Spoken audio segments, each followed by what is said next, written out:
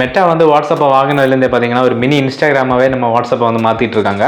So இப்படிப்பட்ட தருணத்தில் பார்த்தீங்க அப்படின்னா வாட்ஸ்அப்பில் புதுசாக ஒரு அப்டேட்டையும் கொண்டு வர போகிறாங்க. அது என்ன அப்படின்னா, இன்ஸ்டாகிராம், ஃபேஸ்புக்கில் எல்லாமே பார்த்தீங்கன்னா நம்ம ஆன்லைனில் இருந்தோம் அப்படின்னா அந்த மெசேஞ்சரில் வந்து ஒரு க்ரீன் டாட் காமிக்கும். ஸோ அந்த க்ரீன் டாட்டை இப்போ வாட்ஸ்அப்லையும் கொண்டு வர போகிறாங்க.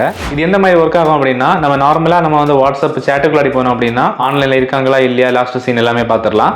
பட் இந்த ஆப்ஷன் பார்த்தீங்கன்னா நம்ம சேட்டுக்குள்ளாடி போகாமல் நம்ம வந்து ஹோம் பேஜ்லேயே அப்படி நம்ம கான்டாக்ட் லிஸ்ட்டை பார்த்துட்டு இருக்கும்போது யாராச்சும் ஆன்லைனில் இருந்தாங்க அப்படின்னா அவங்களோட டிபி பக்கத்தில் பார்த்தீங்கன்னா இந்த க்ரீன் டாட் ஷோ ஆகும். ஸோ இந்த க்ரீன் டாட்டை டிசேபிள் பண்ணுற ஆப்ஷனை கொண்டு வருவாங்களா இல்லையான்னு தெரில. மேபி பார்த்தீங்க அப்படின்னா அது வந்து பயனர்களோட பாதுகாப்பை வந்து கொஞ்சம் டிஸ்அசம்பிள் பண்ணுற மாதிரி தான் இருக்குது.